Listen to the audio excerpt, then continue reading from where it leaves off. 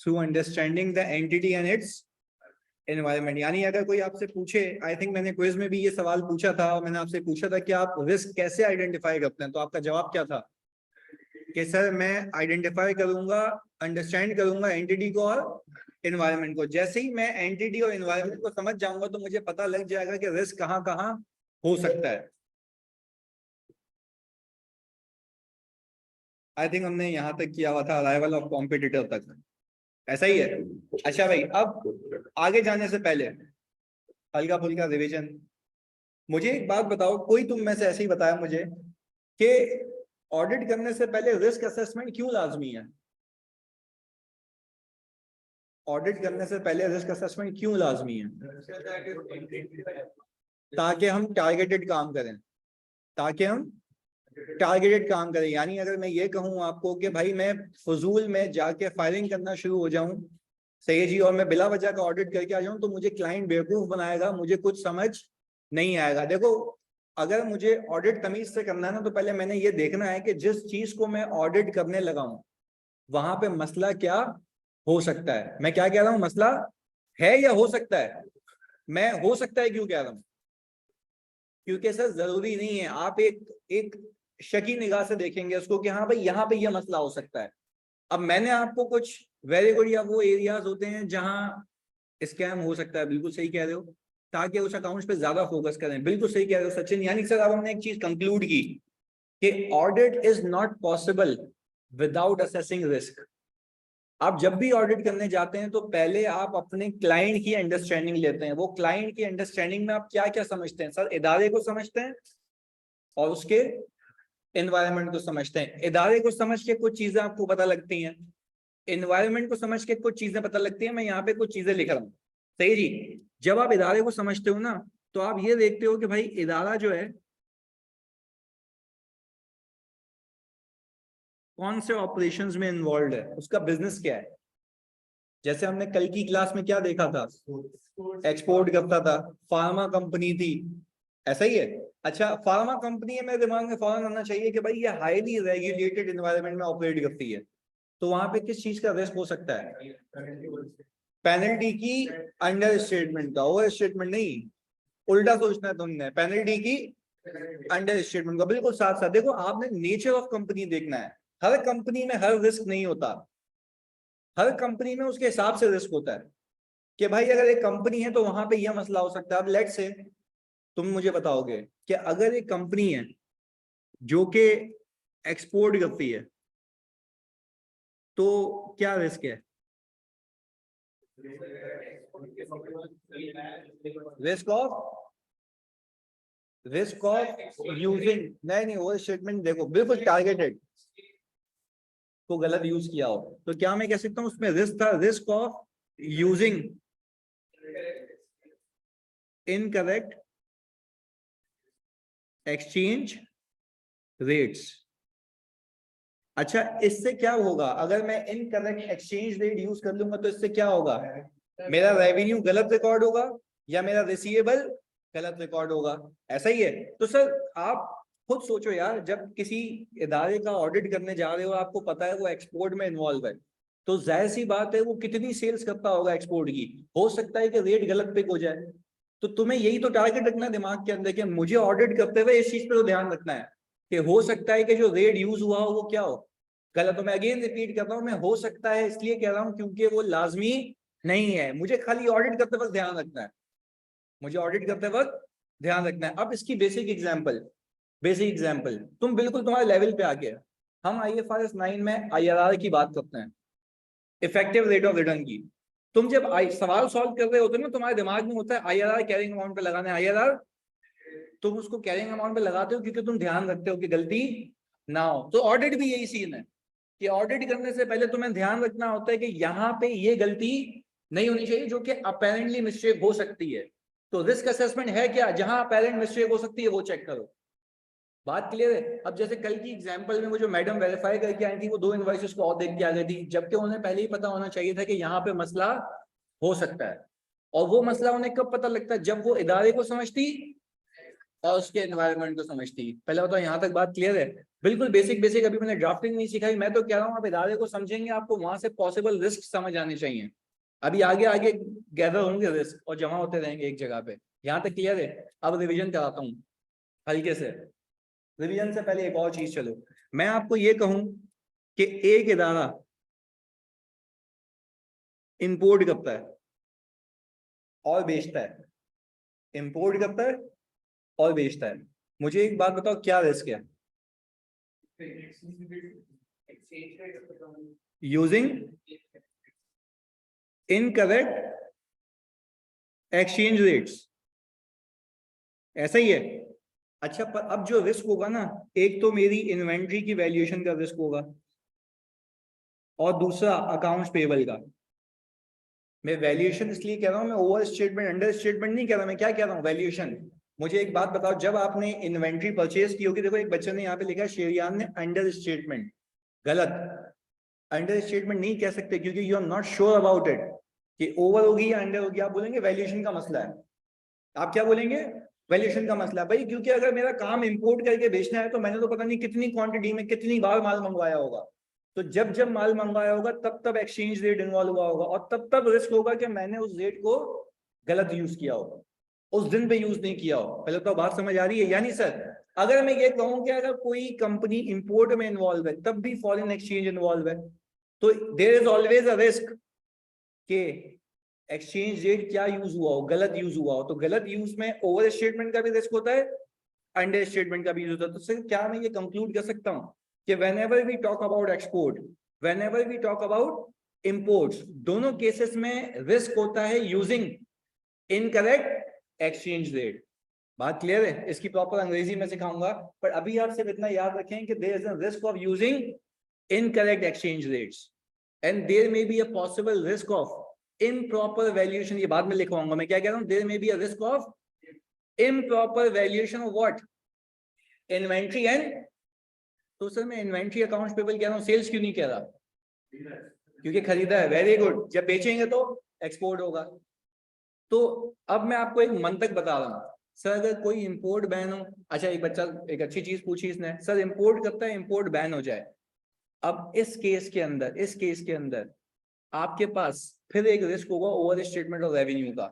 क्यों? क्योंकि अब बंदा इंपोर्ट ही नहीं करता तो बेचेगा क्या? इंपोर्ट ही नहीं करता तो, देखो पहले क्या था, एक्सपोर्ट बैन हो गया तो बेच ही नहीं पा रहा था, तो भाई अभी भी बेच नहीं पाएगा क्योंकि इंपोर्ट ही क्या हो चुके हैं, बंद हो चुके हैं, बैन हो चुके हैं। इससे एक बड़ा रिस्क भी आता है गोइंग कंसर्न का, आगे बताऊंगा कि कंपनी के बंद होने के खदशात होते हैं कंपनी के। तुम अभी पाकिस्तान में देखोगे ना, बहुत सारी कंपनीज बंद हुई हैं due to ban on imports. Imports क्या हो गए थे, बैन हो गए, तो कंपनीज बंद होकर चली गई। क्यों? क्योंकि उनका जो इम्पोर्ट मटेरियल है वो अब अलाउड नहीं है। वो एक गोइंग कंसर्न का रिस्क है, वो आगे देखते हैं। यहां तक कोई मसला है? क्लैरिटी है? ओके जी सर, इसको आगे लेके चलते हैं। लिखना मैंने सिखाना है, ड्राफ्टिंग मैंने सिखानी है। अभी हम खाली पॉसिबल रिस्क देख रहे हैं कि आप सिचुएशन देखें, कंपनी देखें, आपको समझ आए। अब जरा फोकस होके देखना, केस 5, सेल्स इंक्रीज हुई है, कॉस्ट ऑफ सेल्स भी,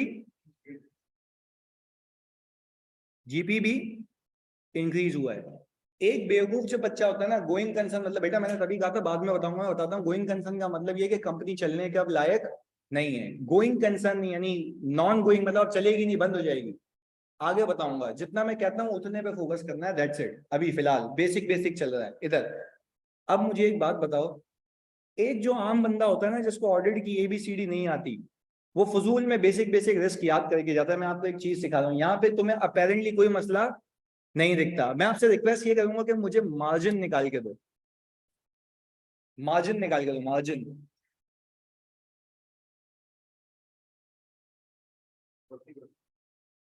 उस साल कितना आ रहा है 2021 में? 40%?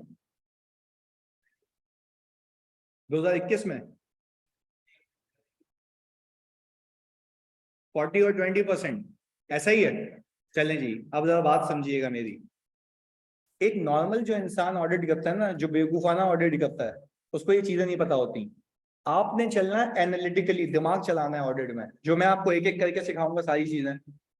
इसको देख के अभी अपेरेंटली मुझे ये लग रहा है कि कंपनी या तो माल महंगा खरीद रही है या तो अपनी प्राइसेस को कम कर रही है। ये कॉस्टिंग में भी आपने देखा होगा। सुनिएगा, मुझे ये लगता है मैं 1000 क्वांटिटी भी बेचूं ना, मेरा मार्जिन पर यूनिट सेम होता है, परसेंटेज में क्या होता है, सेम होता है। मैं फिर रिपीट कर रहा हूँ, यहाँ पे प्रूफ करके दिखाता हूँ तुम्हें। मैं अगर ये लेट से ये कहूँ कि मैंने अगर 10,000 यूनिट्स बेचे और एक यूनिट की प्राइस 120 है, एक यूनिट की प्राइस 120 है, आंसर कितना आया जल्दी बताओ? 1.2 मिलियन। ये 1.2 मिलियन आ गया। मैंने कह दिया कि भाई मैंने यही 10,000 यूनिट की जो मेरी कॉस्ट पर यूनिट है वो 80 है। ये कितना आ गया जल्दी बताओ? 8 लाख रुपए। ये कितना आ गया?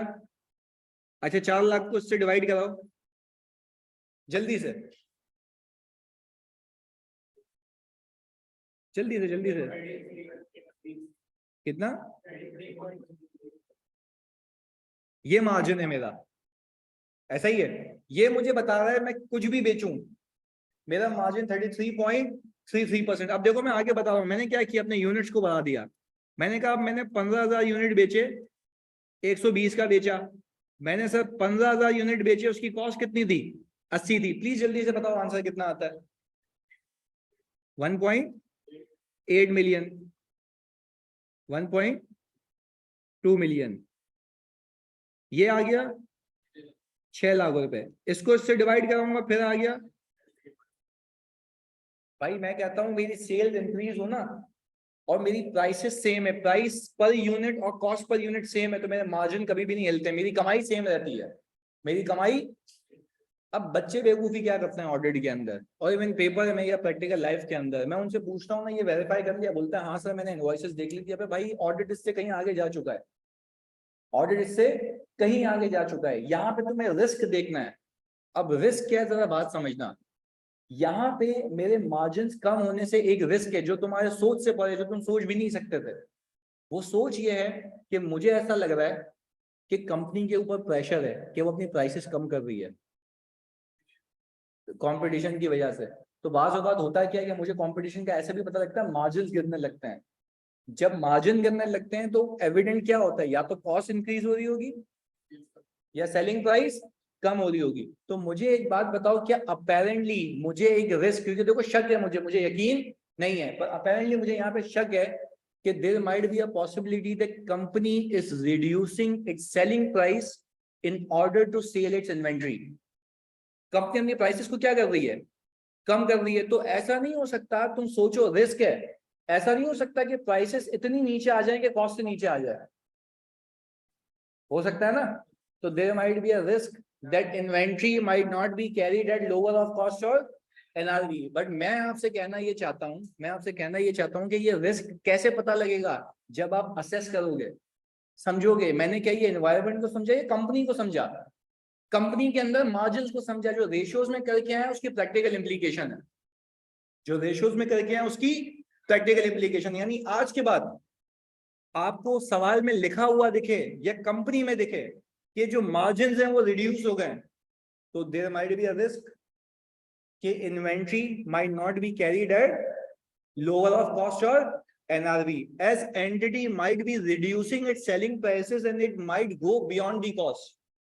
यानी कॉस्ट से भी क्या हो जाए, वो नीचे हो जाए। पर मैं क्या यकीन से कह रहा हूँ या मुझे शक है? मैं तो कह रहा हूँ जब मैं ऑडिट करूंगा तो मैं इस पर ध्यान रखूंगा, ऐसा तो नहीं है कि इन्वेंट्री इंपेयर हो गई हो। अच्छा अपेरेंट रीजन असल भी हो सकते हैं। मैनेजमेंट क्या है कि भाई हमने कस्टमर घेरने के लिए प्राइसेस क्या किए हैं, कम किए, हम सब्सिक्वेंटली वापस से इंक्रीज कर लेंगे। तो वो तो फिर उनके प्लान है, वो मैं इंक्वायरी करूंगा। पर मुझे एक बात बताओ ना, जब तुम्हें टारगेटेड चीज पता नहीं होगी तो तुम इंक्वायरी भी नहीं कर सकते। अब लेट से एक बच्चा ऐसे ही चला जाए, यार ये मार्जिन क्यों कम हो रहे हैं, वो बोलेगा भाई हो रहे, मैं क्या करूं। तो तुम उससे फिर अगर, अच्छा तो अगर तुम उससे ये पूछो भाई ये मार्जिन क्यों कम हो गए, कि सेलिंग प्राइस उन लोगों ने कम कर दी है, वो बोलेगा नहीं यार इसको नॉलेज है, इसको घुमा नहीं सकता मैं। तो वो बोलेगा नहीं सेलिंग प्राइस कम नहीं हो गई। तो तुम ऑडिट प्रोसीजर क्या होगा, तुम बोलोगे दिखाओ पहले कितने का बेचते थे और बताओ अब कितने का बेचते हो, वहां पकड़ा जाएगा। अगर तुम्हें ये नॉलेज नहीं है ना, वो तुम्हें लपेट देगा मैनेजमेंट का बंदा, वो बोलेगा भाई ये ले इनवॉइस, तू ऑडिट करो निकल यहाँ से। पर क्या ऑडिट सिर्फ इनवॉइस की वेरिफिकेशन नहीं है, रिस्क असेसमेंट भी है। मतलब I should be able to know कि मसला कहाँ है। तो यहाँ पे क्या रिस्क है, क्या रिस्क है,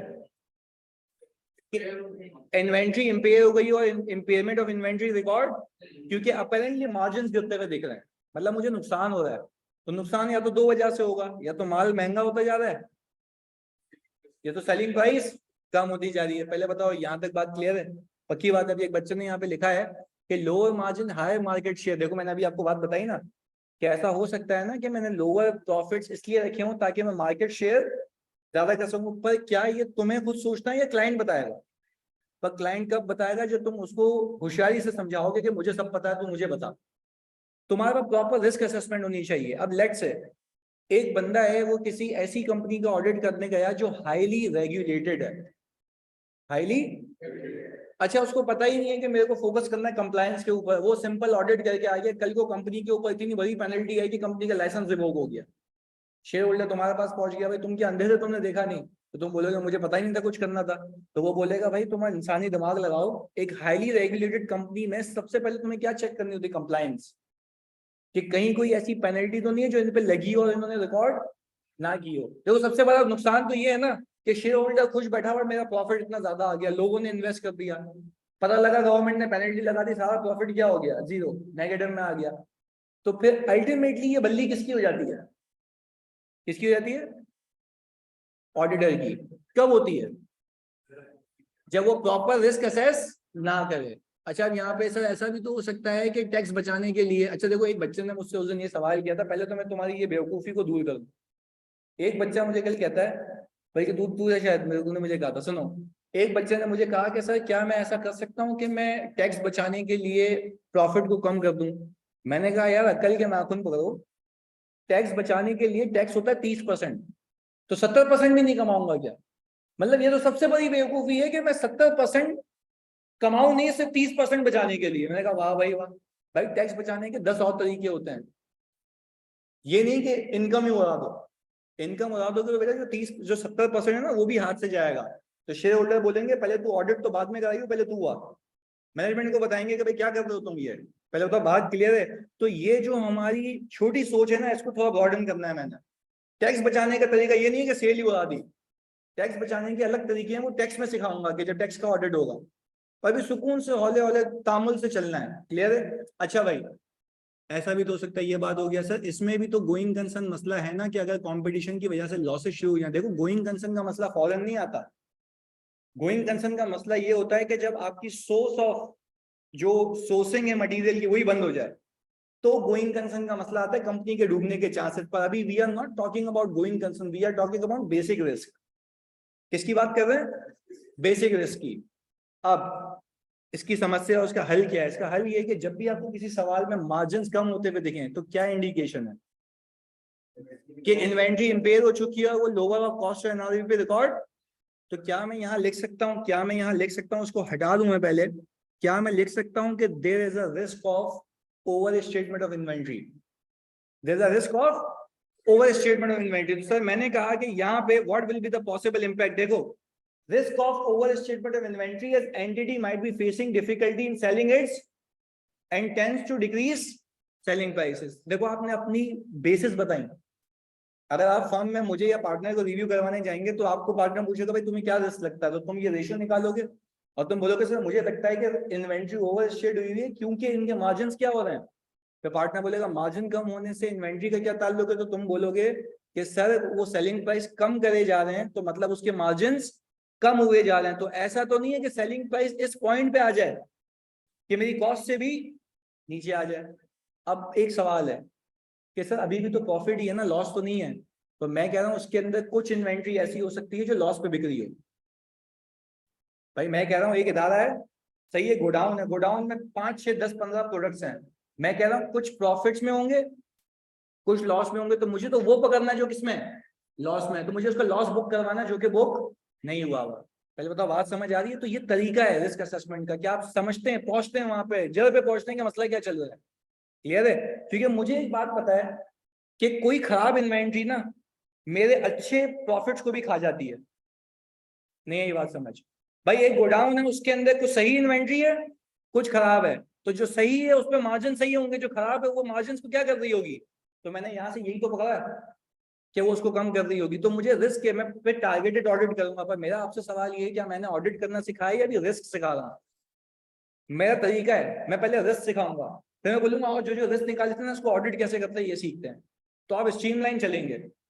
सबसे बड़ी बेवकूफी क्या होती है, मैं बोलता हूँ ऑडिट करते हैं, तो ऑडिट किस चीज का करोगे? किसका? पता होगा चेक क्या करना है तो ऑडिट करेंगे ना, अदरवाइज वो पॉसिबल नहीं है। और वरना तो फिर वही हालत होगी कि बस इनवॉइस लेके रख दी साइड में। तो क्या वो करना है या पहले रिस्क असेसमेंट? जी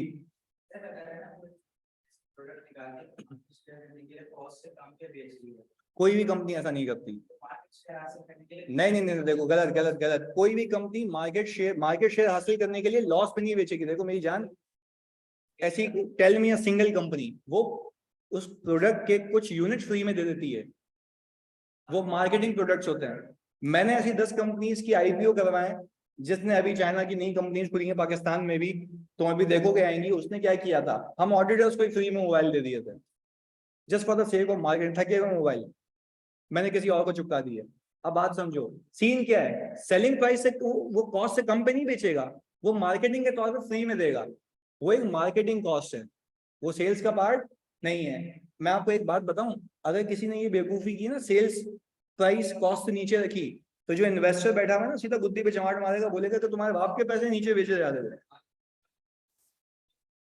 नहीं ना, हो नहीं सकता, देखो हो नहीं सकता ना, ऐसा लॉजिकली सोचो। देखो मैं किसी भी प्रोडक्ट को लॉन्च करूंगा ना, वो लॉन्च करने के लिए क्या बनाई जाती है, फिजिबिलिटी। ये मैं तुम्हें मैनेजमेंट का बन के बता रहा हूँ, ऑडिटर बन के नहीं बता रहा। फिजिबिलिटी बनती है, फिजिबिलिटी बनती है कि भाई ये प्रोडक्ट, तुमने पे बैक पीरियड का नाम सुना होगा, नहीं सुना होगा, आई डोंट नो। पे बैक पीरियड होता है कि कितने टाइम में मेरी इन्वेस्टमेंट क्या हो जाएगी। तो पहले तो इन्वेस्टर को बताना होता है कि हम इतने टाइम में ये आपको रिकवर करके देंगे। तुम अगर सेलिंग प्राइस नीचे रखोगे तो वो बोलेगा रिकवर क्या करेगा, तू तो और मुझसे मांग रहा है पैसे। नहीं होता। पर हाँ, हम ये लाजमी करते हैं कि हम इन्वेस्टर्स को ये बताते हैं कि इतनी चीजें हम मार्केटिंग में लगाएंगे कि फ्री में मोबाइल देंगे। वो उसको हजम होती है बात, तो तुम उसको ये भी बोलो कि मैं सेलिंग प्राइस नीचे रख दूंगा, वो बोलेगा भाई बना भी तू रहा है, सेलिंग प्राइस भी नीचे टिका रहा है, तो मैं तो यहाँ पे जैसे एनजीओ खोल लिया बैठा हूँ, सबको मोबाइल बांटे जा रहा हूँ। क्लियर है, ऐसा नहीं होता।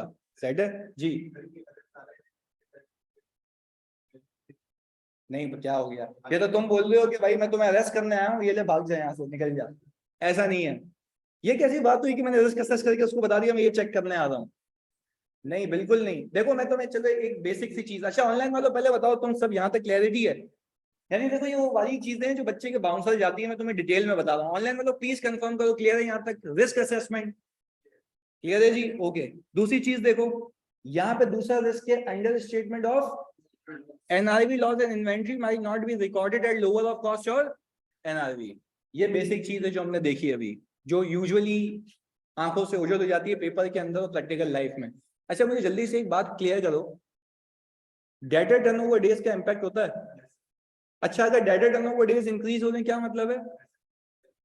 कंपनी को डिफिकल्टी हो रही है पैसा रिसीव करने में, तो इसमें रिस्क क्या है? ओवर स्टेटमेंट ऑफ रिसीवेबल का और अंडर स्टेटमेंट ऑफ प्रोविजन का। साथ साथ बोलोगे, ओवर स्टेटमेंट ऑफ और अंडर स्टेटमेंट ऑफ पेबल का। बात क्लियर है? अच्छा भाई, अंडर स्टेटमेंट ऑफ प्रोविजन का। अच्छा अगर मैं बोलूं मेरे इन्वेंट्री टर्नओवर डेज इंक्रीज हो रहे हैं, वेरी गुड, एंटिटी इंपेयर हो रही है और हो सकता है वो बिग, मैं कह रहा हूँ हो सकता है। देखो फिर मैंने अपेरेंट रीजन भी बताया था, मैं मैनेजमेंट के पास गया, सुनना मेरी बात है, मैं मैनेजमेंट के पास गया, मेरा पूछने का तरीका अलग है जो मैं बच्चों को भी सिखाता हूँ अपने। मैं बोलता हूँ यार तू जाके पूछ तो सही कि इन्वेंट्री क्यों नहीं बिक रही, तो बोलता पूछूं कैसे? मैंने कहा जाना, बोलना यार तुम्हारी इन्वेंट्री क्या हुआ आजकल, क्या मसला वसला चल रहा है? वो बोलेगा नहीं नहीं कोई मसला नहीं चल रहा। फिर तुम्हारा जवाब होगा, अच्छा यार तेरी इन्वेंट्री पहले 25 दिन में बिकती थी या 95 में बिक रही है? वो ना वहाँ शॉक हो जाएगा, बोलेगा यार ये तो तैयारी करके आया है। वाकई ये होता है, ये तैयारी होती है भाई पूरी। अच्छा फिर तुम उसके जवाब का वेट करते हो, वो कहता है कि यार दो स्टेट जवाब आएंगे। पहला जवाब, यार हाँ वो कुछ इन्वेंट्री है जिसकी वजह से मेरे डेज खराब हो रहे हैं। उसने क्या कहा? कुछ इन्वेंट्री है, यानी वो कुछ इन्वेंट्री पाइलअप होती जा रही है और वो बिक। देखो मैं टारगेट पे पहुंच गया, मैंने कहा चल दिखा तो सही मुझे कहाँ है इन्वेंट्री। वो वेयर हाउस में लेके जाएगा, बोलेगा देख ये पड़ी हुई। मैंने कहा अच्छा ये पड़ी हुई है, इसकी कॉस्ट कितनी है? उसने बोला 200 रुपए पर यूनिट। मैंने कहा अच्छा बिकती कितने की है? बोलता है यार हम कोशिश कर रहे हैं बेचने की, पर ये 180 की बिक जाएगी। मैंने कहा बेहतरीन, 20 रुपए का एनआरवी लॉस बुक कर ले। कैसे टारगेटेड पहुंचा? पूछ के पहुंचा ना, अगर नहीं पूछता तो कभी भी नहीं पहुंचता, ये टारगेट ऑडिट होता है। अच्छा दूसरी चीज, वो दूसरा सवाल का जवाब देता है, वो बोलता है कि यार ऐसा कोई सीन नहीं है, मैं आपको वेरीफाई करवा देता हूँ, मैंने इस महीने के आखिरी 15 दिनों में बल्क परचेजेस किए, मुझे बल्क परचेज डिस्काउंट अवेल करना था, क्योंकि आगे इन्वेंट्री क्या हो रही थी, महंगी हो रही थी, मैंने मंगवा के रख ली है। मैंने कहा इनवॉइस दिखा दे भाई, मुझे वेरीफाई करा दो फिजिकली। मैंने जाके गोडाउन में देख लिया, मैंने कहा वाकई यार फ्रेश माल है, अभी अभी परचेज किया। तो अब ये थी अनयूजुअल ट्रांजैक्शन। ये क्या थी, एक अनयूजुअल ट्रांजैक्शन की वजह से आपके रेशियोज में एनॉमली आई, तो मैंने वेरीफाई कर लिया। पर देखो दोनों में फर्क क्या है, इसको साबित करने का जो बर्डन है वो किसके ऊपर है, मैनेजमेंट के ऊपर। आपने तो रिस्क असेस करके जाना है, बात समझ आई? यानी मैं टारगेट पे पहुंचता हूँ। अब लेट्स से इसकी दूसरी एग्जांपल, कहानियां ही चलेगी ना तब जाके समझ आएगा ऑडिट। वापस सुनो दूसरी एग्जांपल, मैंने कहा डेटा टर्नओवर डेज इंक्रीज हो गए, मैं जाऊंगा इंक्वायरी करूंगा। अच्छा आज तक उसने तो सवाल नहीं पूछा, एसीसी में, आईसीडब्ल्यू में, एसीसी में पूछा है। बोलता है क्या है, वो बोलता है कि ये रेशियोज हैं, बताओ इन रेशियोज को देख के इंक्वायरी क्या करोगे, वो भी मैं प्रैक्टिस कराऊंगा। और फिर बोलता है क्या है, अगर इंक्वायरी के जवाब ये आते तो क्या करते हैं।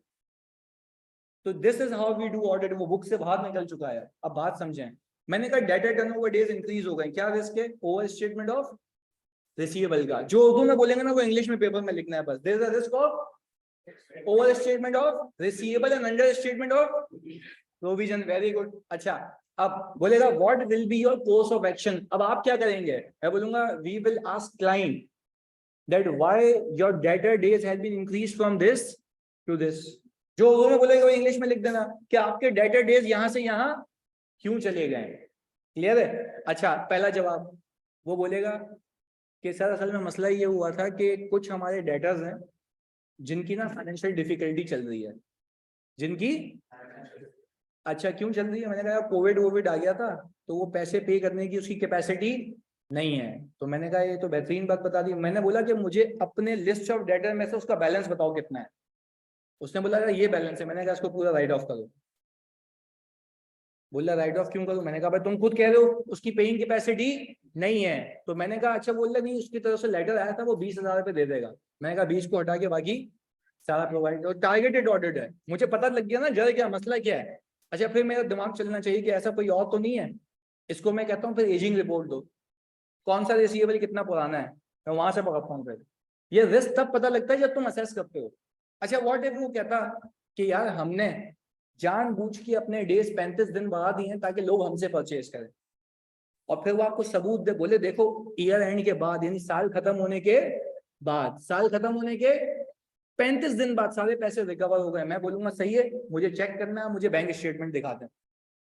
आप मुझे क्या दिखा दें, मैं एक एक बंदे की अमाउंट देखूंगा, हाँ ये रिकवर हो गई। अब देखो ये है टारगेटेड ऑडिट। आपने पहले रिस्क को पकड़ा, उस रिस्क को वेरीफाई किया। ये थोड़ी ना कि रिसीवेबल की इनवॉइस को वेरीफाई करके आ गए। पहले बताओ बात समझ आ रही है जी?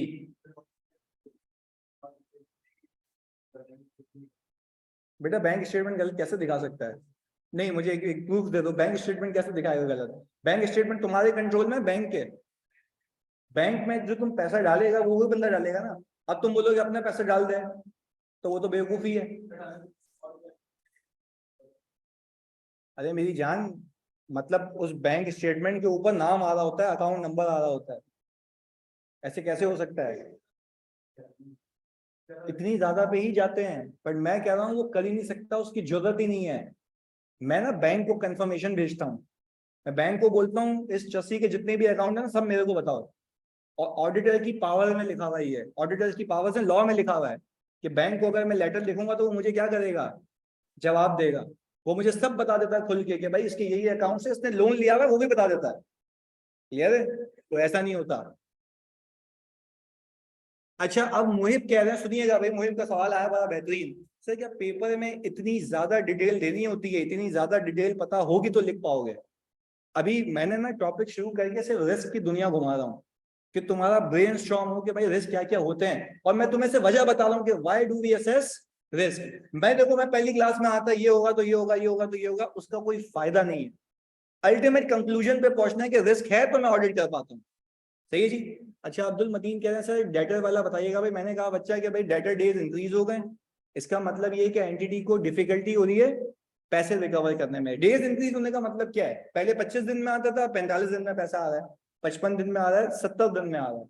अच्छा, अब इसकी दो वजूहत होती हैं, या तो ईयर एंड पे सिग्निफिकेंट रिसीवेबल बुक हुआ, या तो आपने जानबूझ के खुद से क्रेडिट पीरियड, और या तो वाकई में कुछ ऐसे डेटर्स हों आपके जो कि पैसे पे नहीं कर रहे। आपका ध्यान किस पे होता है? जो पैसे पे नहीं कर रहे। आप पूछते हैं उससे कि भाई बताओ क्यों नहीं, क्यों इंक्रीज हो गया? वो बोलता है यार देखो कुछ है ऐसे लोग जो पे नहीं कर रहे। मैं बोलता हूँ एजिंग रिपोर्ट दो, मैं उसमें से मार्क करता हूँ, मैं बोलता हूँ इसको प्रोवाइड करो। फिर बोलता है नहीं ये लोग पैसे देंगे। मैं फिर बोलता क्या हूँ, मुझे कॉरेस्पॉन्डेंस दिखाओ। बोलेगा फोन पे बात की थी। बोलता मैं यकीन नहीं करता, खत लिखो, ईमेल लिखो, ईमेल पे रिस्पॉन्ड दो, मेरी बात कराओ। ये सारी चीजें हैं, ये सारी चीजें ऑडिट में आती हैं। पर मैं कहता हूँ ऑडिट में तब आएंगे ना जब तुम्हें पता होगा कि मसला इस जगह पर है। क्लियर है? ओके, क्लियर हो गई बात? अब्दुल मतीन जल्दी बता दे भाई। इफ बैंक डेटर हो और हम अनड्यू इन्फ्लुएंस यूज करें। अबे सचिन क्या कैसी फजूल बातें कर रहा है यार। बैंक डेटर हो, हम क्यों अनड्यू इन्फ्लुएंस यूज करेगा? कैसी फजूल बात कर रहा है यार। ऑडिट में दिमाग तो चलाना थोड़ा सा। बैंक डेटर कैसी, मतलब कोई लॉजिक सेंस वाली तो बात कर। सर अगर वो इन्वेंट्री रिसीवेबल और पेबल रिकॉर्ड ना करे तो वर्किंग कैपिटल इक्वल आ जाएगा। सुफियान क्या कह रही है? अगर वो इन्वेंट्री रिसीवेबल और पेबल रिकॉर्ड ना करे,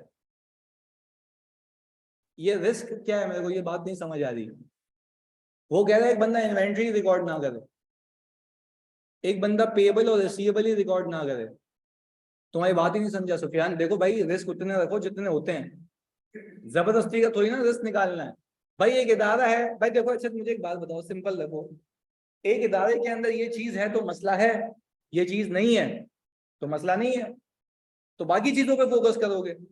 अच्छा अगर यहाँ पे मेरा मार्जिन 40% होता तो क्या कोई रिस्क होता? रिस्क अपेरेंटली नहीं होता। मैं क्या कह रहा हूँ? अपेरेंटली नहीं होता। तो क्या मैं ये कहूंगा मैं ऑडिट नहीं करूंगा? मैं करूंगा, पर मेरा फोकस कुछ और होता। अब मैं क्या करता? सिंपल सेल्स को वेरीफाई करता। अब मैं क्या करता? सिंपल कॉस्ट ऑफ सेल्स को वेरीफाई करता, जीपी वेरीफाई हो जाता, मैं पर यूनिट की प्राइस देख लेता। तब कोई रिस्क नहीं होता। रिस्क कब होता है? जो अपेरेंटली कुछ दिख जाए। अब इसकी बेसिक एग्जांपल पता है क्या है? अब लेट्स से सुनना मेरी बात, ये भाई तुम्हारे लेवल पे आके समझा रहा हूँ।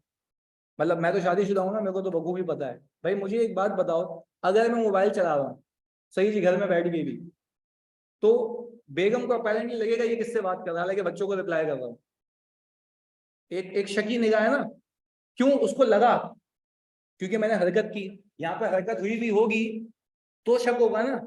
अब मेरा मोबाइल साइड में पड़ा हुआ है कोने में, उसके पास ही रखा हुआ है मैंने, भाई ये ले, तो उसको कोई मसला नहीं होगा क्योंकि कोई ऐसा इवेंट या एक्टिविटी नहीं है। तो भाई इवेंट एक्टिविटी होगा तो शक जाएगा।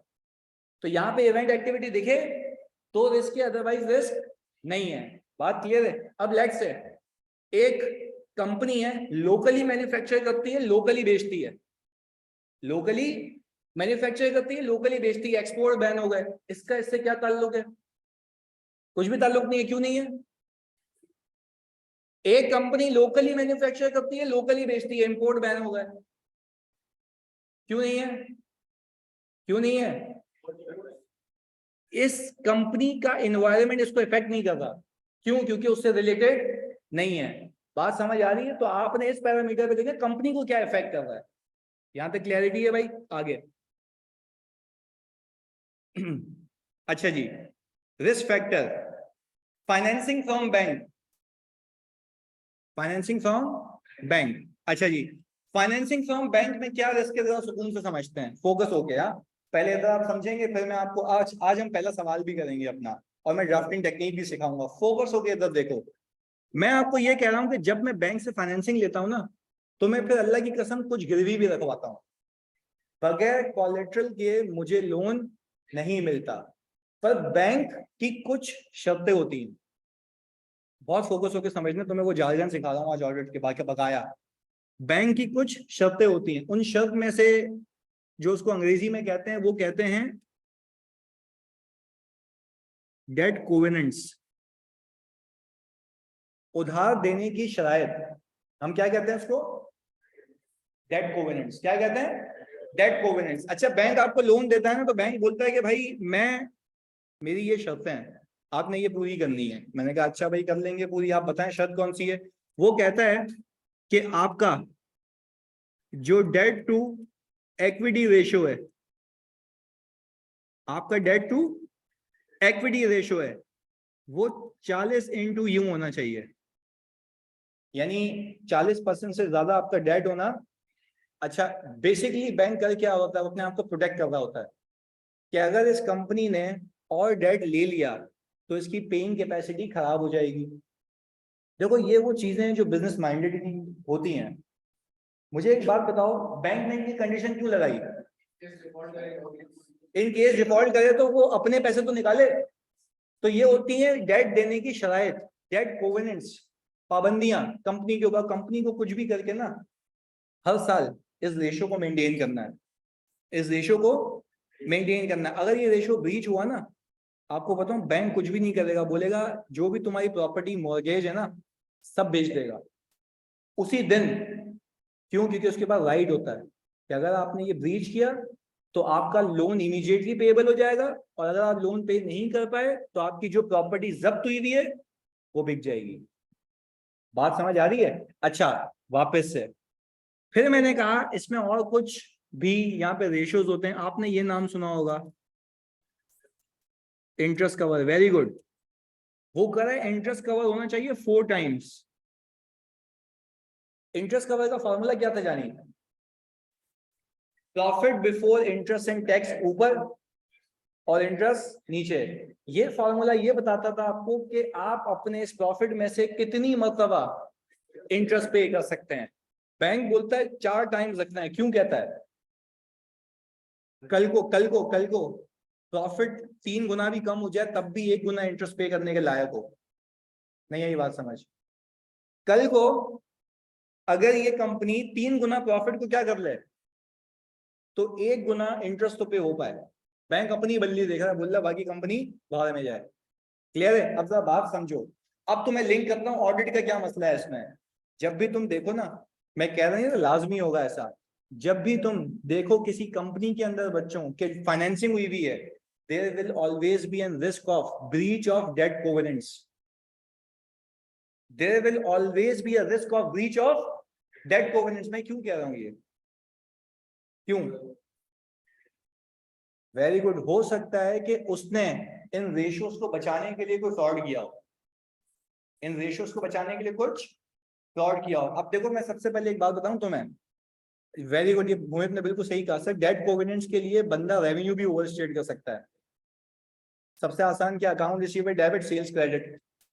अकाउंट रिसीवेबल डेबिट, जैसे सेल्स ऊपर गई, ऊपर से मेरे करंट एसेट भी क्या हो गए? बेहतरीन हो गए, तो करंट रेशियो भी मेंटेन हो गया। सेल्स बढ़ी, मेरा profit before interest and tax भी बढ़ गया। तो जैसे पीबीआईटी बढ़ा, इंटरेस्ट अपनी जगह पर है, ये टाइम्स क्या होंगे? बढ़ जाएंगे।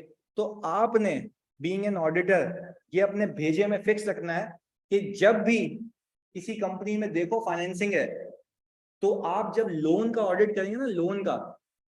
अच्छा, लोन का ऑडिट कैसे होता है वो भी सिखाता हूँ बातों बातों में, डिटेल में नहीं, सिर्फ बेसिक। आप सबसे पहले मैनेजमेंट के पास जाते हैं, आप बोलते हैं आपने कौन कौन सी फाइनेंसिंग ली हुई है, उसके एग्रीमेंट्स देते हैं। आप एग्रीमेंट में पढ़ते हैं 10 मिलियन 50 मिलियन के लोन लिए हुए, वो मैं बैंक स्टेटमेंट में चेक करता हूँ कि पैसे आए या नहीं आए। दूसरा रिस्क क्या होता है कि इंटरेस्ट सही बुक हुआ या नहीं हुआ। ये बेसिक बच्चा करता है, सबसे मेन काम होता है ये चेक करना, डेट कोवेनेंट्स। पर अगर यही नहीं पता होता तो तुम तो भाई कंपनी की वाट लगा के आ जाते। तो तुम्हें कैसे बेसिक लोन को चेक करना है, उसके ऊपर आने वाले इंटरेस्ट को चेक करना है, डेट कोवेनेंट्स को भी चेक करना है। ये रिस्क था मेरा। ऑडिटर का मेन रिस्क क्या है? ये ऑडिटर का मेन रिस्क क्या है? ये डेट कोवेनेंट्स का ब्रीच होना। और मैं ये इसलिए कह रहा हूं कि डेट कोवेनेंट्स का ब्रीच होना is a higher risk thing. क्यों? क्योंकि अगर ये ब्रीच हो गया तो कंपनी डूब भी सकती है, क्योंकि कंपनी ने अपना पूरा प्लांट गिरवी रखवाया हुआ है। और कंपनी अगर पे नहीं कर पाई, क्योंकि जब डेट कोवेनेंट ब्रीच होते हैं तो डेट इमीडिएटली पेएबल हो जाता है। डेट क्या होता है? इमीडिएटली पेएबल हो जाता है। तो इमीडिएट पे करने की अगर औकात होती तो लोन क्यों लेता? उसने तो पूरी प्लानिंग की होगी ना, इतना इतना कमाऊंगा, इतना इतना इंटरेस्ट दूंगा, ओवर द पीरियड सेटल करूंगा। पर क्या एक साथ बल्ली आ जाएगी तो क्या बैंक पैसे उसी टाइम मांगेगा? यस। तो क्या कंपनी उसी टाइम देने के लायक होगी या उसको पीपीई बेचना होगा? अगर पीपीई बेचेगा तो उसके ऑपरेशंस क्या हो जाएंगे? बंद हो जाएंगे। तो क्या मैं ये कह सकता हूं आज के बाद किसी कंपनी में फाइनेंसिंग देखो तो क्या सिर्फ लोन वेरीफाई करोगे या उससे रिलेटेड डेट कोवेनेंट्स भी? तो आप ये बोलेंगे कि भाई अगर कंपनी ने फाइनेंसिंग ली हुई है, there will always be a risk of breach of debt covenants. पहले बताओ बात क्लियर है? आए देखते हैं इसमें क्या लिखा हुआ था। और फिर हम ड्राफ्टिंग टेक्निक्स पे चलते हैं। ऑनलाइन वालों प्लीज कंफर्म करो यहाँ पे क्लियर है।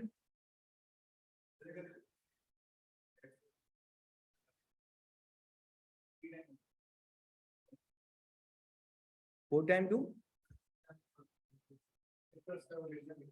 नहीं, वो बोलता है इससे नीचे नहीं होना चाहिए, तब भी हट जाएगी उसकी। मेंटेन करने शर्तें ही है। अबे फोर स्टैंडर्ड नहीं, बैंक टू बैंक डिपेंड करता है ना। अच्छा भाई, तो मुझे एक बात बताओ, लोन एग्रीमेंट जब आप लोगे किसी बैंक का, कंपनी से, कि आपने लोन एग्रीमेंट क्या किया हुआ, तो क्या हर किसी के डेट कोवेनेंट सेम होंगे, अलग अलग होंगे? पर आपने एक जगह लिख लेना है कि मैं ऑडिट करते हुए ये चेक करूंगा, और फिर जब ऑडिट हो जाएगा ना, फिर देखोगे प्लस माइनस डिवाइड करके कि हाँ भाई क्या ये रेशियोज आ रहे हैं या नहीं आ रहे। अगर नहीं आ रहे होते हो तो आप मैनेजमेंट को बोलते हो भाई लग गया तुम्हारे, कुछ करो। सही है जी। फिर हम क्या, देखो उसके आगे की प्रोसीजर बता रहा हूँ। फिर वो बैंक को रिक्वेस्ट करते हैं कि भाई हमें थोड़ी माफी दो, एक्सटेंड हो जाता है, पर पहले उसकी किसकी अप्रूवल चाहिए होती है? बैंक की। वरना आप अपनी ऑडिट रिपोर्ट में शेयर होल्डर को बता देते हो तुम्हारे गोइंग कंसर्न के इशू हैं, जिससे मैनेजमेंट को खौफ आता है। तो मैनेजमेंट को कहते हो तुम इंसान का बच्चा बन के किसको खत लिखो? बैंक को, और बैंक से इजाजत लो कि तुम्हारा ये क्रेडिट 1 साल के लिए आगे हो रहा है, या तुम्हें माफी दे दी है डेट कोवेनेंट्स पे, तब जाके मैं आगे जाऊंगा। वरना मैं ये किसको बताऊंगा? किसको बताऊंगा? शेयर होल्डर को। किसके जरिए? ऑडिट रिपोर्ट के जरिए। बात समझ आई? तो ये मेरा रिस्क है। देखो मुझे एक बात बताओ, अगर ये ऑडिटर की जिम्मेदारी नहीं होती तो कल को तो मैं ऐसी ऑडिट करके निकल जाता, कंपनी डूब जाती, शेयर होल्डर तुम्हें पकड़ते आगे कि तुम्हें जब बात पता थी तो तुमने मुझे क्यों नहीं बताया। तो तुम क्या ये जवाब दो कि मेरे को पता नहीं था डेट कोवेनेंट चेक करने होते हैं, ये बोलोगे? या वो ये बोलेगा कि तुम्हें तो बेसिक नॉलेज होनी चाहिए कि सबसे पहले क्या चेक करना है? Date covenants. बेसिक ऑडिट तो कोई भी कर लेगा, पैसा आया इंटरेस्ट लगाया तो कोई भी कर लेगा, चेक क्या करना है? डेट कोवेनेंट्स को, जो मेन रिस्क है। बात क्लियर है? अच्छा जी, ये देखिएगा, what will be the possible impact breach of debt covenants as a result of which all debt become due immediately which may cause going concern issues। ये लिखने के तरीके हैं। जब मैं ऑडिट फाइल बनाता हूँ ना, जब मैं रिस्क असेस कर रहा होता हूँ, तो ये सारे लाइन से लिखता हूँ। ये पहला फेज होता है ऑडिट का। फिर दूसरा फेज क्या होता है? क्या करना? नहीं, आगे सुनो, आगे बताऊंगा। दूसरा फेज नहीं नहीं नहीं, दूसरा फेज होता है उस ऑडिट रिस्क के रिस्पॉन्सेज बनाना।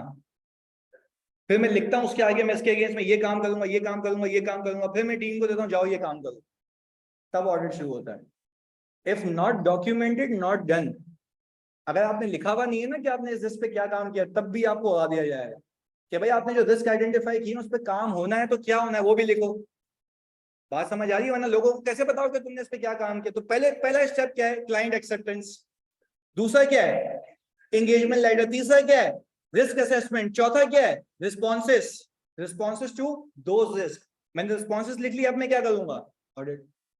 और ऑडिट उसके तहत करूंगा जो रिस्पॉन्स मैंने लिखे हैं। बात क्लियर है? ओके जी, आगे। अब सर बेसिक चीज पे आते हैं, तुम्हारी जो मेन चीज है ड्राफ्टिंग टेक्निक, ये आपने लिखनी होगी इधर। मेरा सिंपल सा फंडा है, सिंपल सा फंडा ये है कि आपने सिचुएशन को सवाल से उठाना है। लेट्स से एग्जांपल दे रहा हूं, डेटर डेज इंक्रीज हो गए थे, तो ये तुम अपने दिमाग से लिखोगे या सवाल में? वापस से भाई, डेटर डेज इंक्रीज हो गए, तो क्या डेटर डेज इंक्रीज हुए तुम्हें किसने बताया? सवाल ने। अच्छा, अगर प्रैक्टिकल लाइफ में जाओगे तो तुम्हें फाइनेंशियल्स बता रहे होंगे। तो व्हाट्सएवर द केसेस, आपने जब रिस्क लिखना है तो पहले बताना है फैक्ट। पहले क्या बताना है? फैक्ट। फैक्ट क्या है? कहां छुपा हुआ होगा? सवाल में, जिसको मैं कहता हूं रिस्क फैक्टर। जिसको मैं क्या कहता हूं? अच्छा, तो हम इसको यूं लिखेंगे, pick situation from the question. और वो सिचुएशन कोई भी हो सकती है, वो 1000 सिचुएशंस हो सकती हैं, अभी हम उस पर ट्रेन हो जाएंगे। मैंने सबसे पहले क्या लिखा? Pick situation from the question. वो सिचुएशन रिस्क फैक्टर होगा, एक मसला होगा। तो मैंने यहां पे लिखा, देखो ऐसे, company is involve in export and there is ban on export. बच्चों को ना लिखने में तकलीफ होती है, वो मैं लिखना सिखा रहा हूं। मैंने क्या कहा? Company is involve in export and there is यानी बैन ऑन एक्सपोर्ट। ये मैंने अपने दिमाग से लिखा या सवाल में था? अच्छा, प्रैक्टिकल लाइफ में कंपनी में होगा। सिचुएशन मैंने एंटिटी को समझा होगा और एनवायरनमेंट को। ये चीजें पता कैसे लगेंगी? एंटिटी को समझ के, एनवायरनमेंट को समझ के। जब मैं समझूंगा तो मेरे सामने कुछ फैक्ट्स आएंगे, ये फैक्ट ही है जो मैं लिख रहा हूं यहाँ। अच्छा, अब आपने अभी एग्जामिनर को ये बता दिया कि एंटिटी एक्सपोर्ट में इन्वॉल्व है और एक्सपोर्ट क्या हो चुके हैं, बैन हो चुके हैं। अब मैं बड़ी अहम बात बता रहा हूं आपको, जो ड्राफ्टिंग टेक्निक है, करना आपने ये है, प्रैक्टिकल लाइफ में भी यही होता है कि आप इस रिस्क को किसी फाइनेंशियल स्टेटमेंट के लाइन आइटम से लिंक कर देते हैं। इस वजह से मेरे पूरे फाइनेंशियल्स में कहां मसला आ रहा है, रेवेन्यू में और रिसीवेबल्स में। तो क्या मैं कह सकता हूं, मैंने पहले फैक्ट लिखा, company is involve in export and there is ban on export, ऐसा ही है, पक्की बात है। There is the risk of over statement of revenue, basis है जिस बिना पे कह रहा हूं मैं कह रहा हूं कंपनी के एक्सपोर्ट क्या है, बैन हो चुके हैं। कंपनी एक्सपोर्ट करती है, एक्सपोर्ट क्या हो चुका है, बैन हो चुका है। जब एक्सपोर्ट बैन हो चुका है तो मेरा रिस्क क्या है, risk of over statement of revenue. मैंने किससे लिंक किया, फाइनेंशियल स्टेटमेंट के लाइन आइटम से। अगर एक बच्चा ये लिख के आता है ना, there is risk of over statement, ओ भाई किस चीज की ओवर स्टेटमेंट, रेवेन्यू की। आप बताओगे कि भाई रेवेन्यू की बात कर रहा हूं मैं, क्योंकि मुझे पता है मुझे अक्ल लेके मसला यहाँ हो सकता है। तो अब मुझे एक बात बताओ, मैंने क्या लिखा है यहाँ पे, there is a risk of over statement of revenue and valuation of receivable as entity might use incorrect exchange rate. देखो आपका पूरे सवाल का जवाब बन गया। सिर्फ क्या करना है, रिस्क फैक्टर सवाल से उठाना है और उसको किससे लिंक करना है, फाइनेंशियल स्टेटमेंट के किसी भी लाइन आइटम से, रेलेवेंट लाइन आइटम से, रेलेवेंट लाइन आइटम से। और वो ग्रेजुअली सीखते हैं अभी एक एक करके। ऑनलाइन वालों पहले बताओ जल्दी से, क्या यहां तक और तुम सबको यहां तक लॉजिक और बात क्लियर है, पक्की बात है। This is my drafting technique जो तुम एग्जाम में यूज करनी है और हर सवाल इस बेस पे होगा, प्रैक्टिकली भी यही होता है जी। यस बिल्कुल होता है। तो मैं रिस्क कैसे देखता हूँ, हाँ अबे बेटा फाइनेंशियल स्टेटमेंट देगा तो ऑडिट करेगा ना, ऐसे थोड़ी ना तेरे को मुंह पे दिखा के हटा देगा। तेरे को फाइनेंशियल स्टेटमेंट देगा, बोलेगा ये लो ऑडिट करो उसको, सही है। अच्छा भाई, ये बात क्लियर है यहाँ तक, ये लिखने की चीज है आपकी, क्योंकि बाकी सारी चीजें बुक में हैं और इवन ये भी है, पर मैं फिर भी लिखवा रहा हूँ इधर वापस से। हाँ भाई तुम लोग बताओगे, ये डेटा टर्नओवर डेज इंक्रीज हो रहे हैं क्या, ये मैंने खुद सोचा होगा, ये सवाल में होगा और प्रैक्टिकल लाइफ में फाइनेंशियल्स में होगा, कंपनी में होगा। अच्छा, debtor turnover days have been increase from, यहां से यहां चले गए डेज। अच्छा अगर ये डेज कम हो रहे होते तो क्या रिस्क था, तो नहीं है। तो मैं कहता हूँ हर बार रिस्क नहीं है ना, अगर ऐसी इंडिकेशन है तो रिस्क है। तो यहाँ पे डेटा डेज क्या हो रहे होंगे, इंक्रीज हो रहे होंगे। क्या तुम मुझे इसको किसी फाइनेंशियल स्टेटमेंट के लाइन आइटम से लिंक करके दे सकते हो, हाँ। आप क्या लिखेंगे, there is a risk of over statement of, पक्की बात है, और अंडर स्टेटमेंट ऑफ प्रोविजंस, पक्की बात है। अगर ये तुमने सही कहा तो मतलब यहाँ पे आंसर भी वही आना चाहिए, there is a risk of over statement of receivable as company might be facing difficulty in recovery of its receivable। सवाल आएगा, evaluate the above situation, और इस सिचुएशन के अंदर आप मुझे बताएं कि रिस्क क्या हो सकता है। और जैसी बात है, आप ऑडिट एक्सपर्ट होंगे तो आप बोलेंगे कि भाई ये सिचुएशन की वजह से ये रिस्क है और ये फाइनेंशियल स्टेटमेंट का लाइन आइटम इंपैक्ट होगा, या तो ओवर स्टेटमेंट या अंडर स्टेटमेंट या वैल्यूएशन। बात क्लियर है। इसको कॉपी करो तो पहला सवाल देता हूं आज जल्दी से।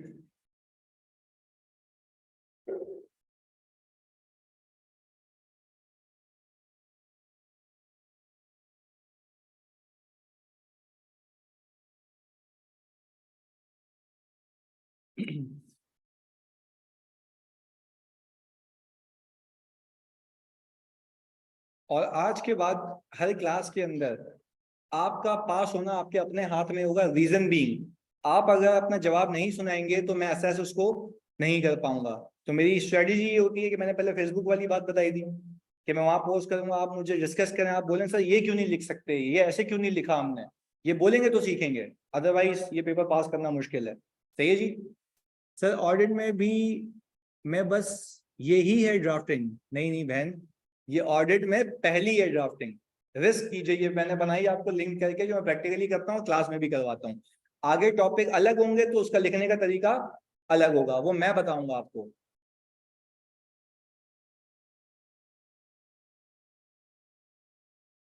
हाँ व्हाट्सएप कर दीजिएगा बाद में आप, फिर अगर फेसबुक नहीं है।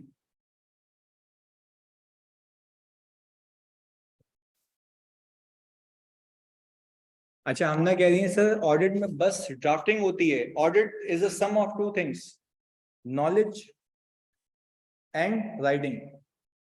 नॉलेज सिर्फ नॉलेज है, लिख नहीं रहे, मजा आएगा सुन के, मैंने पहली क्लास में कहा था ओ हो क्या ऑडिट यार सर बता रहे हैं ऐसे वेरीफाई करते हैं ये वो। जब वो बोलेगा ना बेटा सिचुएशन में लिख के बता, तो तुम्हें बड़ी बातें याद आ रही होंगी, but you don't know how to write. तो जब आप लिखने बैठते हैं ना, तब आपका हाथ चलना चाहिए वहां पे कि हाँ यार उसको मैंने, क्योंकि देखो पेपर में सोचने का टाइम नहीं होता, आपकी इतनी प्रैक्टिस होनी चाहिए कि सिचुएशन देखो लिखना शुरू, that will save our time. सही है जी। तो ब्लेंड है नॉलेज का और राइटिंग का, हम दोनों साथ देखेंगे। ऐसा कस्टमर होता है जिसके ना एक इनवॉइस कोविड के टाइम पे हमने बोला चलो में दे देना, रिस्क में पड़ा ना, हाँ जस्टिफाइड बात है। इसके बाद जो है ना वो उसके इनवॉइस दे ही ना, 1.5 साल हो गया फिर हम और बाकी इनवॉइसेस उसके साथ चल रही हैं। हाँ उसके बाद ये जो सेल हुई है हमारे उसके साथ, हाँ तो मैं बोल दूंगा ये भाई, यानी मतलब मुझे ये मैं समझ गया तुम्हारी बात, मतलब तो ये होता है कि वो इनवॉइस डिस्प्यूटेड है, उस केस में मैं बोलता हूँ आप इसको उड़ा दो बस, बाकी मुझे कोई मसला नहीं है। लेकिन वो देने से मना नहीं कर रहा, वो बोला लेके बस देखो देने से मना नहीं कर रहा एक अलग बात है, पर दे नहीं रहा ये भी तो अलग बात है ना। 2.5 साल से यही तो पता लग रहा है। सही है, मैं कह रहा हूँ कि भाई एक बंदी को मैं कह रहा हूँ शादी कर लो मेरे से, वो बोल रही हाँ मैं कर लूंगी, कर ही नहीं रही 2.5 साल से, तो उसका क्या मतलब है, घटा रही है। सही है, यही बात है। अच्छा भाई, मतलब ये मैंने अपने पे एग्जांपल नहीं रखी थी भाई, मैं शादीशुदा हूँ, ये मैं वैसे बता रहा क्योंकि मेरी बेगम लेक्चर देख रही होती है। सही है जी। सर सीओ जी क्या बोल रहे भाई, क्या? हाँ वो भाई देखती है, नहीं नहीं पढ़ नहीं रही, मतलब ऐसे ही, हाँ शक शक करती है। वो सीए नहीं कर रही, वो सीएसएस कर रही हैं। बट ये है कि हम जब यूट्यूब चलाते हैं ना तो लेक्चर आ रहे होते हैं लाइन से, पूरी लाइब्रेरी बनी हुई है ना, तो वो देखती है कि क्या बोला आज मैंने, क्योंकि बच्चे पे वो स्क्रीन रिकॉर्डिंग करके लगा देते हैं ना, तो वो लगाते भी वही चीजें जो फंसाने वाली होती है, तो इस हिसाब से। अच्छा जी, अब फोकस के साथ इधर मैं पहला सिनेरियो आपको दे रहा हूँ, होपफुली तुम इसको सही करोगे इंशाल्लाह। हाँ जी, बगैर किसी डिस्कशन के प्लीज आप मुझे लिख के बताएं, तो कौन से रीड करें इसको? सचिन मैं आपको शेयर कर दूंगा लास्ट स्लाइड, पहले प्लीज इस पे फोकस।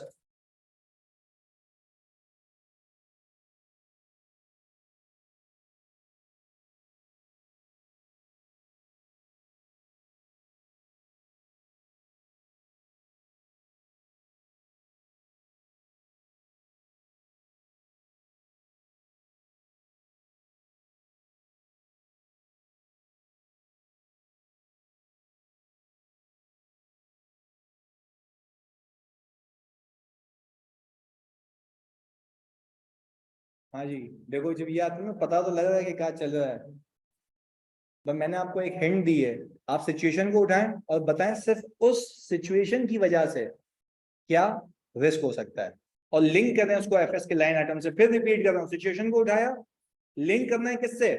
फाइनेंशियल स्टेटमेंट के किसी लाइन आइटम से, या तो ओवर स्टेटमेंट या अंडर स्टेटमेंट। पहले आप उस फैक्ट को बताएंगे इस वजह से ये हो सकता है मेरे एफएस के अंदर। हेल्प करूं या खुद लिख रहे हो? लिख रहे हो ना, गुड, लिखो। अच्छे से सोच के लिखो, ट्राई कर, भले गलत कोई मसले वाली बात नहीं है।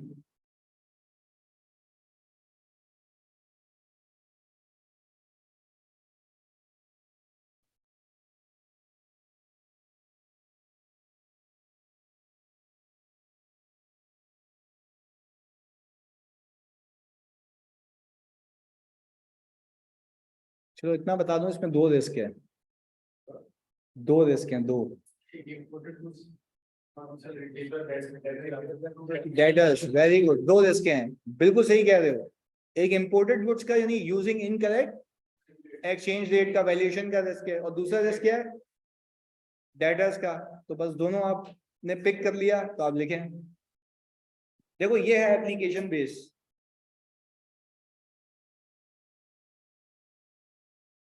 ओके जी, एक बच्चे ने लिखा है।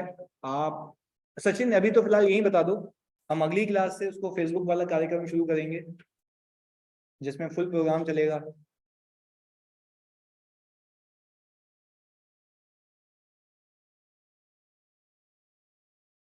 वेरी गुड यार जानी, बिल्कुल सही लिखा है तूने।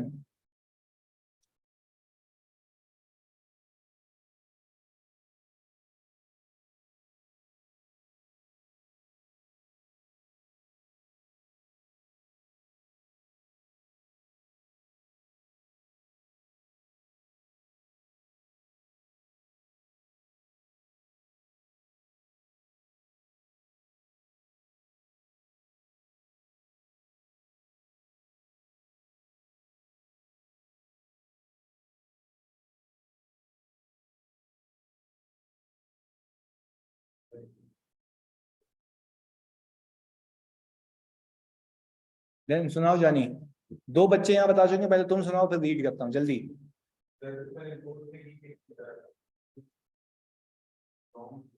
नहीं नहीं इंग्लिश में जानी, जो लिखा है वो बताओ पहले, कोई मसले वाली बात नहीं है, गलती बताओ जल्दी से। ये लिखना इनकम्प्लीट है ना। देखो मैं तुम्हें हेल्प करता हूँ, यहाँ पे जो लिखा है, पहले तो जैनब ने ये लिखा है increase in debtor turnover days from 45 to 175 days shows that there is an overstatement of receivable। ये गलत, आपने कंक्लूड कर दिया जैनब, आपने कंक्लूड। देखो अब ये मसला, अब बच्चा पता है क्या कहता है, मैं पेपर करके आया, मेरे मार्क्स है 25, ऑडिट की बात बता रहा हूँ, ऐसा दुख देके जाता है, तुम्हारी सोच है, पूरा पेपर 100 का बच्चा करके आता है, बोलता है 25 नंबर आ रहे हैं। क्यों? आपने कंक्लूड कर दिया। वो आपको बोल रहा है रिस्क असेस करो, आप बोल रहे हो मेरे को पता है कि यहाँ पे ये हो गया है, नहीं, आप बोलेंगे कि debtor turnover days had been increase from this to this date due to emergence of COVID. आपने फैक्ट बता दिया, this creates a risk that, क्या रिस्क क्रिएट करता है, that your debtors might have been overstated and no appropriate provision against these have been provided. That's it, आपका पहला risk खत्म हो गया। अच्छा जी जैनब ये बात क्लियर है?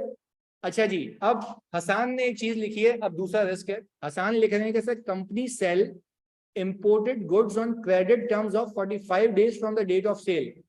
Debtor days have been increased from 45 to 175 days. There is a risk of valuation of receivables and sales. हाँ गलत, सेल्स को क्यों हिट किया, सेल्स को हिट क्यों किया?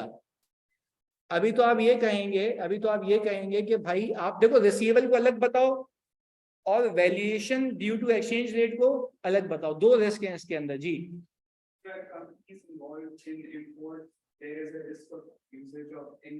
Very good, company is involved in selling imported goods, there is a risk of using incorrect exchange rate in valuation of its inventory and accounts payable. Clear? There is a risk of using incorrect exchange rate in valuation of its inventory and accounts payable. आपने दोनों line item को connect कर दिया, क्या बोला, risk उससे impact किया, कौन सा लाइन आइटम इंपैक्ट होगा, कहानी खत्म, सब आ गया ना। अब ये कंसाइसनेस तो हम सीखेंगे, क्योंकि हमारा तो रोज का काम है, हमें पता है कि कैसे लिखना है उसको, तुम सीख जाओगे। एक वक्त ऐसा आएगा 5 सवालों के बाद या 4 सवालों के बाद आ जाता है कभी कभार कि सबके आंसर क्या होने लगते हैं, सेम, वर्डिंग आगे पीछे होती है, मतलब क्या हो जाता है, सेम। हमें मतलब सेम करना है, हमें अंग्रेजी सेम नहीं करनी है। Anyone cash? अच्छा आप इसको यूं लिखे, अभी बताऊंगा अभी ना मैं। चलो यहाँ पे सचिन ने भी लिखा है, वो भी रीड करता है, अच्छी बात है, पार्टिसिपेशन है।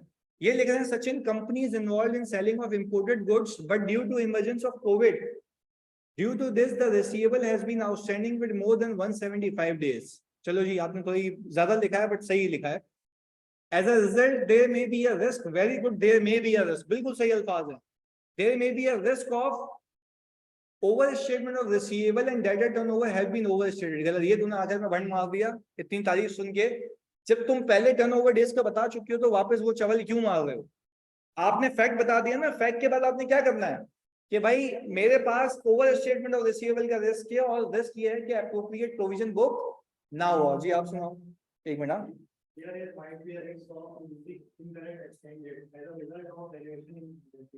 नहीं थोड़ा सा गलत हो गया जानी, गलत हो गया, पहले आपने फैक्ट बताना है। Company is involve in import, आपने अगर डायरेक्ट यहां से शुरू किया ना कि इनकरेक्ट वैल्यूएशन, तो वो बोलेगा क्यों वैल्यूएशन का रिस्क है। नहीं नहीं सुनो सुनो सुनो सुनो, मैं क्या कह रहा हूँ, दो अलग बातें हैं। आपने शुरू कहां से किया जानी, there might be a risk of incorrect valuation, but क्यों, एक्सचेंज रेट क्यों आया, क्योंकि मैं क्या करता हूँ, इंपोर्ट। बात समझ आ रही है? तो you have to give clear idea कि एग्जामिनर बोले हाँ यार बच्चे को पता है इंपोर्ट करता है, इस वजह से इनकरेक्ट वैल्यूएशन का रिस्क है। कैसे? जब मैं क्या यूज करूं? Incorrect exchange rate. बिल्कुल सही है, अभी तो पहला है ना, कोई मसला नहीं, लिख रहे हैं हम जी।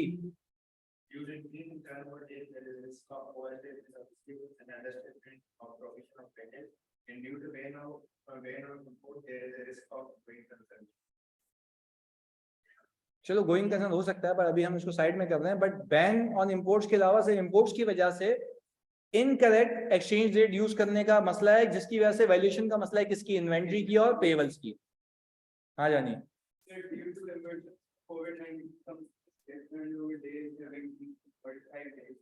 175 days.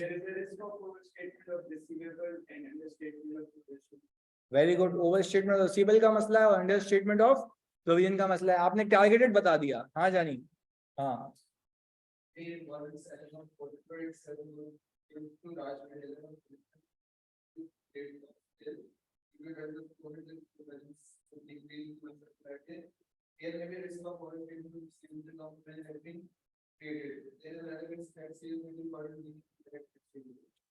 There is a risk. Sales नहीं, गलत, यहाँ वर्ड मार दिया। सेल्स क्यों रिकॉर्ड होगी इनकरेक्ट एक्सचेंज रेट पे? परचेजेस गलत रिकॉर्ड होंगी। सेल्स तो तब रिकॉर्ड होती है जब मैं क्या करूं? एक्सपोर्ट। यहाँ पे क्या है? इंपोर्ट। अब देखो मैं तुम्हें खाली क्या है, ये बेसिक सवाल बनाया मैंने, तो मेरे से सीख क्या मिलती है? कैसा, जब मैं लिखने पे आता हूँ ना, मैं सवाल की धज्जियां उड़ा देता हूँ। बात समझ आ रही है? This is how we are going to practice in entire session. मुझे पता होना चाहिए कि तुम लिख क्या रहे हो। और देखो ये बाय द प्रैक्टिस 2-3 सवाल करोगे सही हो जाएगा। सही है, मैंने बोला ना 3-4 सवाल मैक्स, इससे ज्यादा नहीं है। अब यहाँ पे देख लेते हैं। निशा कह रही है company is involve in import of goods due to emergency. Emergency नहीं, इमरजेंसी ऑफ कोविड लिखना है, जो फैक्ट है। सही है जी। Debtor turnover days have been increased from 45 to 175 days, so there is a risk of incorrect use of exchange rate। देखो इस निशान है, गलती क्या की, दोनों रिस्क को मिला दिया। बात की डेटर टर्नओवर डेज की, रिस्क बताया इनकरेक्ट एक्सचेंज रेट का। क्या इन दोनों का आपस में कोई लिंक है? हाँ निशा जल्दी बताओ मेरी बहन, क्या इन दोनों का लिंक है? नहीं, लिंक नहीं है। आपने दोनों को क्या किया? मिला दिया। तो ये नहीं करना। आपने लिखा है 45 से 175 डेज पे गए and there is a risk of incorrect use of exchange rate. गलत। आप जो फैक्ट बता रहे हो उसका रिस्क बताओ, फिर दूसरा फैक्ट बताओ उसका रिस्क बताओ। यानी इस वजह से ये हो सकता है, इस वजह से ये हो सकता है। यानी तूने कुछ लिखा सुना?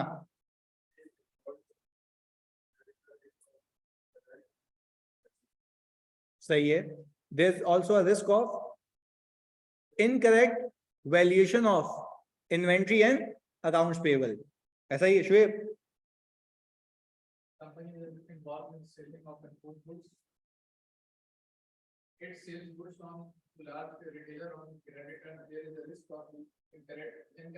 देखो तुमने भी दोनों मिला दिए, दोनों मिला दिए, कोई मसले वाली बात नहीं है। हाँ जानिए, तो फायदा नहीं है ना।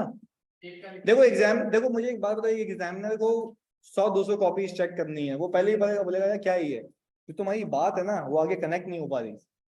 सही है जी।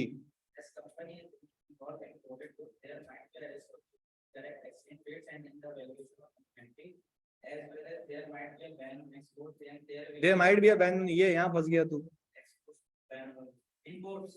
हाँ देखा, ये ख्याल रखो। नहीं नहीं गलत, तुमने दो वो चीज बयान कर दी जो सवाल में है ही नहीं। सही है, तो बड़ा ख्याल रखना है। देखो मैं तो क्या, मेरा क्या जाए भाई, मैं तो बोलूँ आओ सिखा के चला गया, तुम्हें अभी तक कितना मजा आ रहा था। वो जिस समझ आ रहा है भाई, वो मैं तुम्हें बेवकूफ बनाता और कुछ भी नहीं करता मैं। असल तुम्हारी तैयारी ये है जब तुम लिखोगे। सही है जी। अब एक मिनट सुनना, यहाँ पे मोहम्मद ताहा ने भी लिखा है, there might be a risk of incorrect valuation of inventory and payable and there might also be a risk of understatement provision related to overstatement of receivable as company might be facing difficulty। अच्छा देखो तुमने direct risk बता दिया था, तुमने उसका fact नहीं बताया कि वो क्यों है। क्लियर है भाई? मुझे एक बात बताओ, कोई मुझे कह रहा है, सुनो मेरी बात सब, देखो इधर, मैं किसी को कह रहा हूँ रिसीवेबल की ओवर स्टेटमेंट का रिस्क है, वो दूसरा सवाल क्या पूछेगा? क्यों? मैं बोलूंगा इनकरेक्ट वैल्यूएशन का रिस्क है, वो बोलेगा क्यों। क्यों का जवाब तो दो उसको कि ये है तो इसलिए रिस्क है। चलिए जी, मैं आपको ये दिखाता हूं कि इसका सोल्यूशन क्या है। मैंने पहले रिस्क को अलग कर दिया, देखो लिखा हुआ है क्या, company is involve in selling imported goods, therefore there is a risk of valuation of trade payable. Further, incorrect exchange rate may be used to translate transactions into local currency.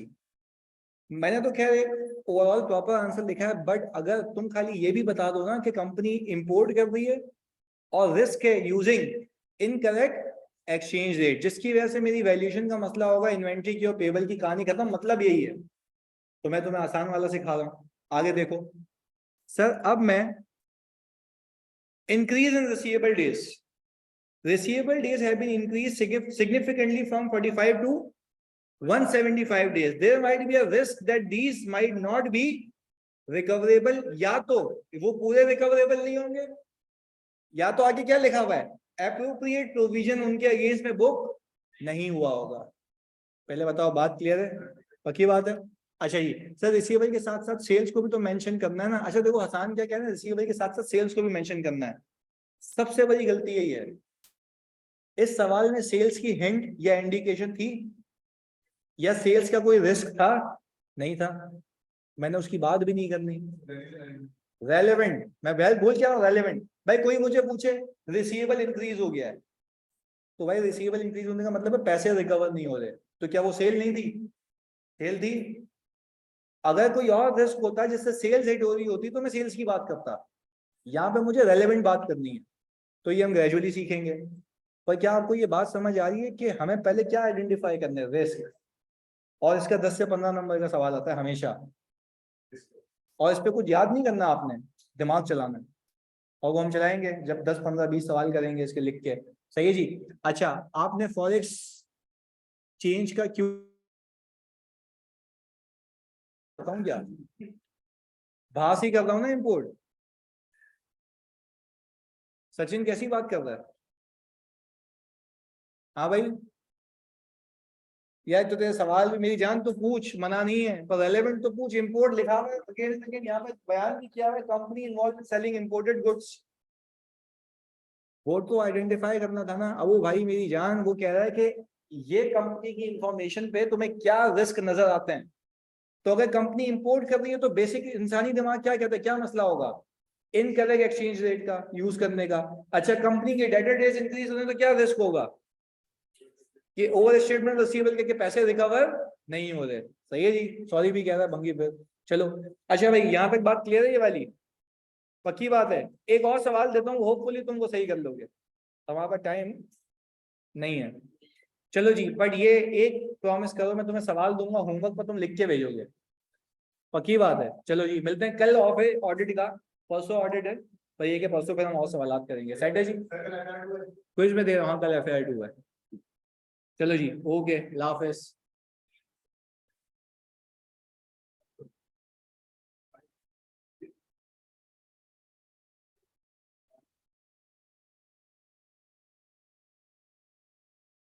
Thank you.